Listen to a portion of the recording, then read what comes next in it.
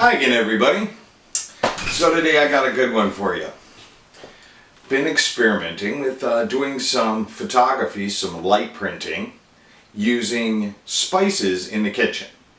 Bottom line is you can take standard paper and treat it with a dye extracted from common household kitchen turmeric, the spice, and you can print on paper and develop it using laundry borax and produce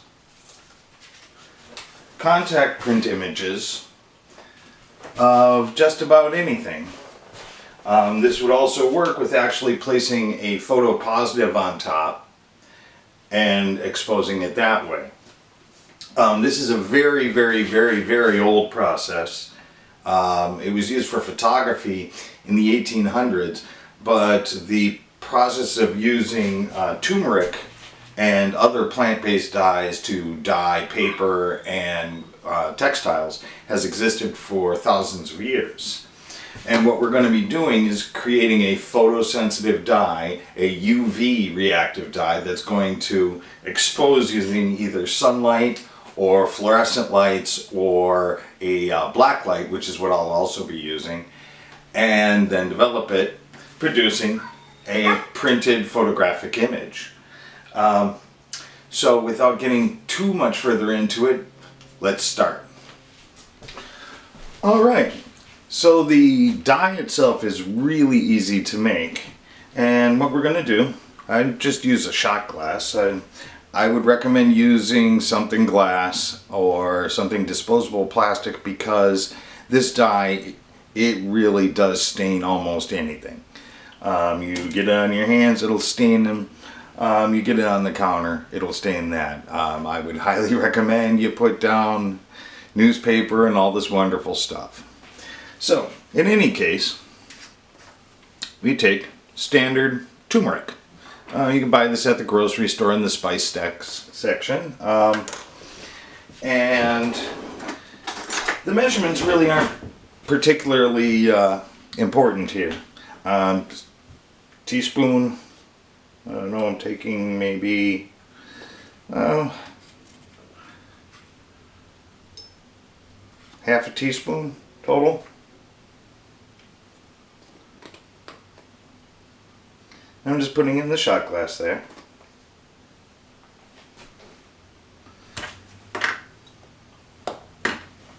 And now I'm going to add isopropyl rubbing alcohol. This is 99%.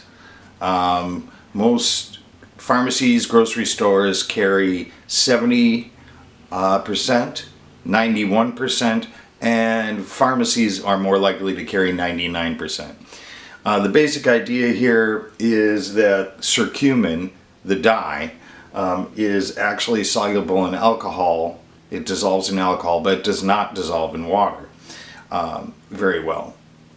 So using alcohol to extract it out is our best tactic. I understand that also denatured alcohol works quite well for this, and even apparently high-strength vodka. So, in any case, we're just going to add, I don't know, get our shot glass, I don't know, a little over half full there. Again, the quantities here are really not that important. The concentration really isn't that important. I'm just going to take the end of the spoon here and give this a stir.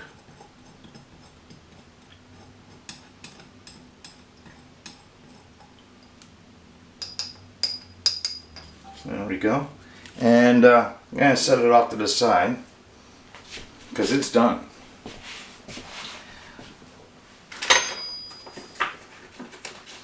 And now, what we're going to do is we're just going to let it settle for a couple of minutes so that the cumin powder, the turmeric powder settles down within the shot glass and leaving us with the alcohol full of the dye.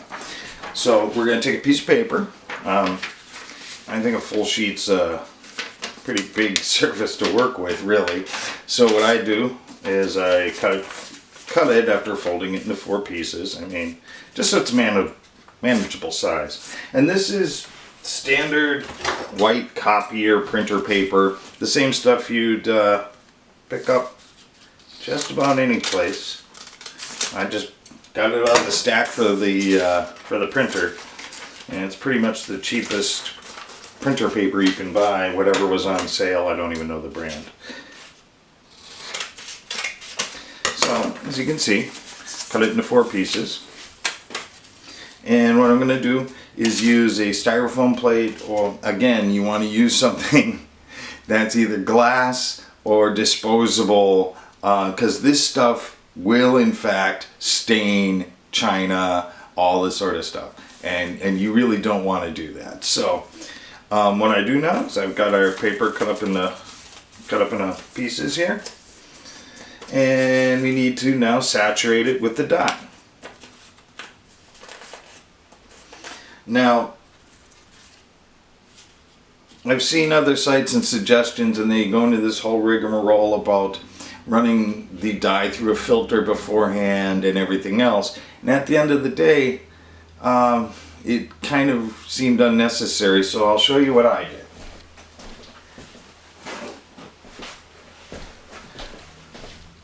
I took a piece of paper towel and I ripped it down. It's about the size of the plate because I don't want it dripping a bunch of the dye on the counter. There we go. Because all I really want to do here is I want to catch the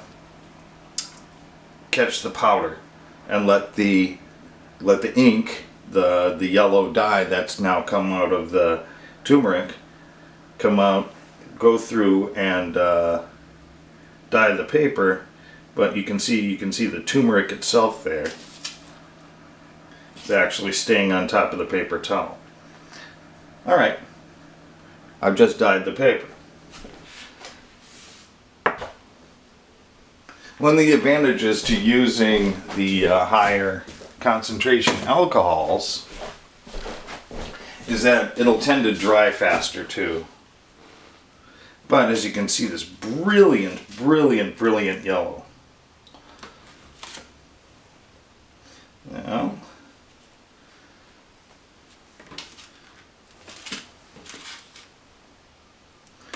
Now, what I'm going to do here, and try and do it without getting it on my hands, I really should wear gloves, is take the paper towel here,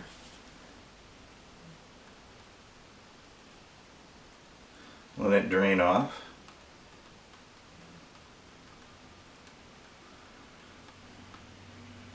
and we're done with that.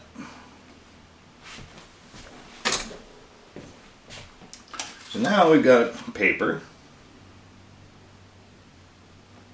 saturated in curcumin, which is the alcohol extracted dye from turmeric. Now what we've got to do is just let this sit for a few minutes so it saturates the paper well, and then we take it and we separate the sheets and lay them out on a piece of cardboard in a relatively dark room to dry. That doesn't take very long because the alcohol evaporates a lot faster than water would. But what you'll see, like you're seeing here, is the paper is pretty well dyed even after just a minute or two. So what I'm going to do is I will pause this and I will go lay out the paper and we'll come back. There we go. Just thought I'd take a moment and show you this. This is the paper now, just laid out on a cardboard box, and it's drying in my spare room here. It's just gonna sit here and dry like this. It takes, I don't know, maybe 10 or 15 minutes to dry out completely. And when it's dry, it's ready to use. So we'll come back and we'll see what we can do with it. Alright, so we're ready to go ahead and try and make a print here. So we want to keep our dyed paper out of sun and bright light as much as possible until we're ready to use it, because now it's photosensitive. It takes quite a long exposure, but why blur your film unless you have to? So here's a piece of our paper which is now dried, and you can see it's this really beautiful yellow.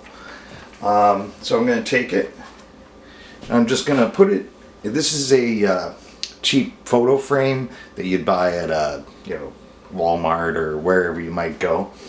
I just use it because it's got a nice piece of glass and it allows it to hold leaves and things like that that I'm trying to print nice down firmly on the paper, and it won't go anywhere.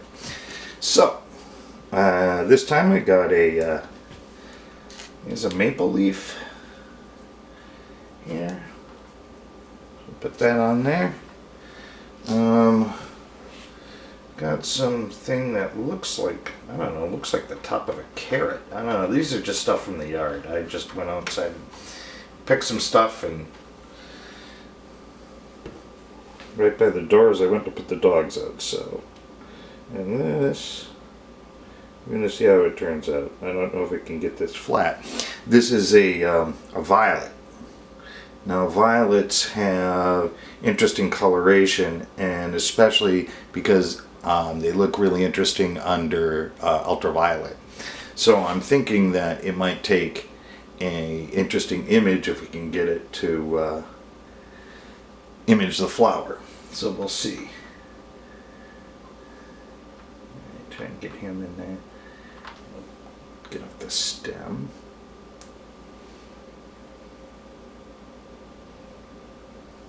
Alright, we'll get him in there. Alright, then I'm just going to take the piece of glass and put it down on top of our stuff here.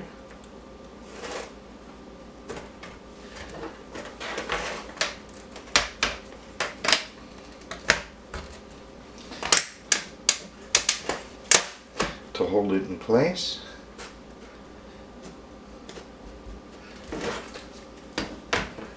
And basically now it's kind of squished flat. Alright, now we're pretty much ready to expose. Now what I'm going to do with this one is I'm going to go put it outside in the sunshine for a couple of hours. And the key for knowing your exposure is the yellow, this lemon yellow, this beautiful yellow will bleach out from the ultraviolet light. Today it is partly cloudy off and on. This is northern Illinois, about even with Chicago in May. So we're not going to get a ton of UV here. It's not as if we're in California or something and all of that. And on top of that, it's partly cloudy. So I'm a little concerned that we're not going to get a particularly good image with this. I may need to leave this for several hours. And I'm also going to do a parallel one with the UV LED indoors because, well, that worked out so well already. We're going to give that another try. So this will go out to the car, sit on top of the car in the sunshine is actually where it's going to be, and we'll go take a look at it later. Alright, so we've got our sun print out soaking up the sun, we hope. It's getting a little cloudy, so I'm a little concerned about this, but I plan to give that a few hours. This one we're going to expose under a black light, specifically an LED black light at around 395 nanometers. Pretty much any fluorescent black light, LED black light, anything like that. What you're looking for is UVA around 400 nanometers, so that's pretty much any black light that you're going to find. So here we go. Another piece of our dyed paper here. This is just a piece of wood here. Actually, I think it's actually plastic. It's a scrap of Pergo flooring, but it doesn't matter. It's just something to serve as a backing board. All right, we've got a leaf from a violet. We've got a leaf from, I think, a poplar. I don't know what that is. Might be an aspen. I'm not sure what that is. And we've got another little maple leaf. Cutting off the stems just to, so they press a little flatter. Alright. Now we just take the glass and we put it down on top of our leaves here. Now I'm using leaves because, well, it's interesting to me and I seem to work really well. But realistically, this process can be used with even photo positives, any sort of thing that you can expose to ultraviolet light. You can do object direct contact printing like I'm doing now, but there's nothing stopping you from using something like a photo transparency that you would use for an overhead projector that you can run through a printer to actually produce a positive that you could put on top of the paper and produce what essentially is a regular photograph. This is the same process by which they used to make blueprints in a process called cyanotyping, in which the dye that they're using is actually iron and cyanide based, I believe is the reaction, to produce the blueprint image that we're all used to. This is essentially the same process. We're just using a dye that comes from plants rather than a chemical dye produced between the reaction between iron and cyanide. So we're going to go put this under the black light and we'll go see how that works out. Alright, well now you can see our leaves on our paper under the glass there, and they're underneath my little LED black light. That's 3 1-watt 395 nanometer LEDs. They're really no different than the ones you'd find in an LED flashlight. Do understand that this process, the print process, can take a fairly good amount of time. It can take several hours. This could be done with an LED flashlight, an LED blacklight flashlight, which are available online pretty cheaply. I would say you're probably going to go through some batteries though, because it's going to take some time. This is 3 watts exposing from probably 4 inches away. So I'm going to probably give this about an hour. And we'll come back and we'll see where we are. Alright guys. I'm really kind of surprised.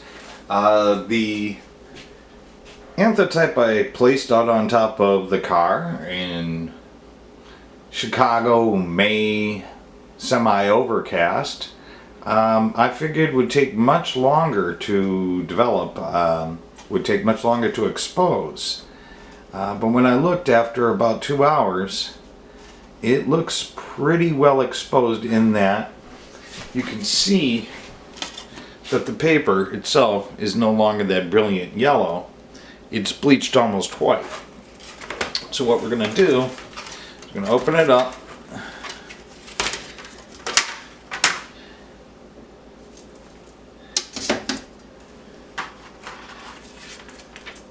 And you can see the leaves have left behind a nice brilliant yellow where they were shaded from the ultraviolet light of the sun, and the rest of the paper has turned quite white. Now this is already technically an Anthotype. I have really grown to like the toning that we get by developing it and fixing it with borax, so I'm going to do that. So what I'll do is I'll just take it and I just put it in a these are styrofoam plates. You can get them places. Again, these the dye itself and all of that, it tends to stain stuff, and if you just use disposable plates or something very easily washable or glass, you're best off. So I'm gonna take I don't know, a teaspoon or so of borax, just good old 20 mule team laundry borax. You get at the market down the street, and we're gonna add some tap water. I'm just using a drinking glass for this right now. The ratios obviously are not really all that particular if I'm just doing this. I'm just stirring with it. And I use these plates because they're waterproof and all that. And it kind of makes a nice little place for, do the bath. Because I can just pour it on. Alright, we're going to give this a moment just because I don't really want to pour borax crystals on there. And then watch this.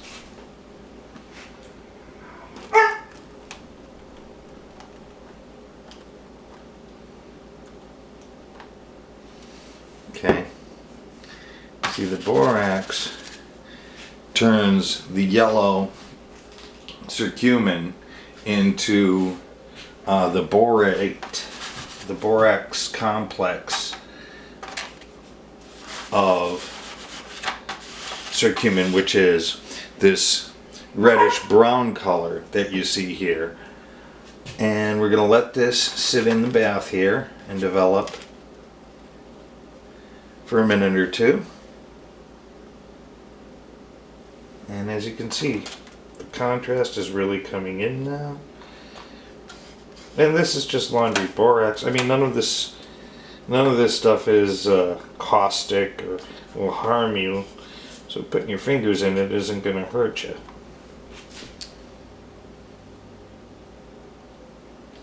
Alright, I think that's enough. Yeah. Just going to lift it out. I'm going to give a real, just quick rinse under running tap water.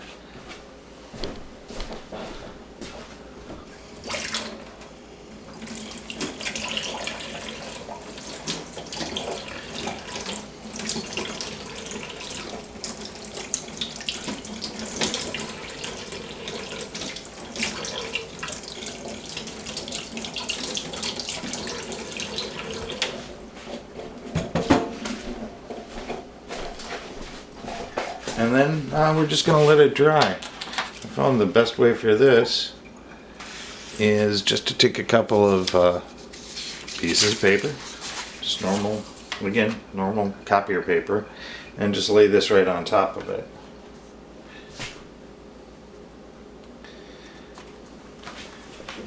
And part of the appeal of this really seems to me to be that the paper as it dries tends to wrinkle and crinkle a bit, which kind of adds a whole texture to it that really is impressive. As I'm looking at this already, I'm thinking I actually kind of overexposed it. Not sure how well this is going to show up on the lens yet, but you can see the veining in the leaf quite distinctly here and all that, but this is really all washed out, and I really don't really like that. I kind of like the vignetting that I got with the underexposed. So I think playing with exposure is going to be an interesting aspect of this. But I'm going to go take a look at the ones exposed under the LED. They've been about an hour now. So I'm thinking that's going to be pretty near what we want. And we'll be back. Alright, here we are with our ones that I exposed with the UV LED. And we're just going to take our glass off here. Off come the leaves with it. One thing I did notice on the one I did outdoors, the sun one got very hot in the sun, and therefore the leaves actually contracted a bit. They were dehydrating and drying out quite a bit, where that really isn't the case with this. Yeah, see, this is the leaf from the one that was outside, and the leaf is already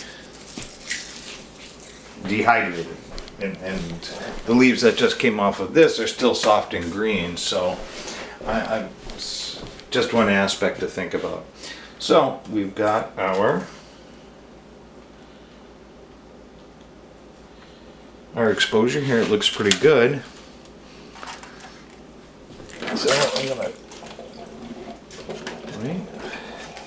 Here's our little our solution of borax.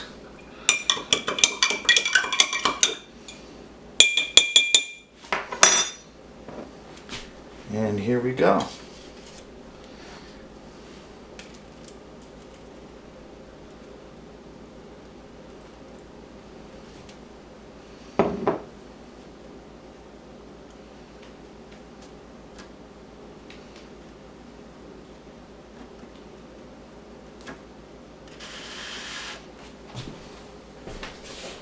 See how beautifully that develops in? Oh, look at that. That's really got some nice texture.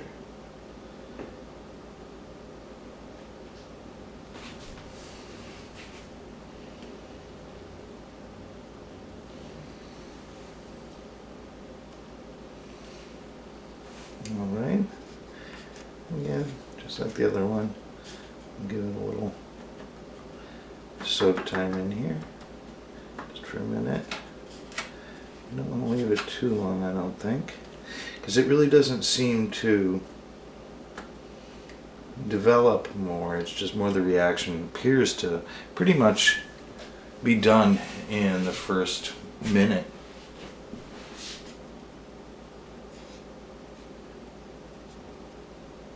You see, you get this gorgeous sepia tone.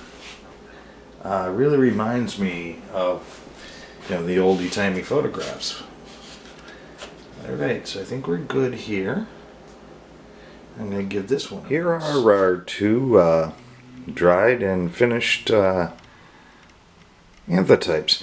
This is the one that was outside. Actually ended up substantially overexposed.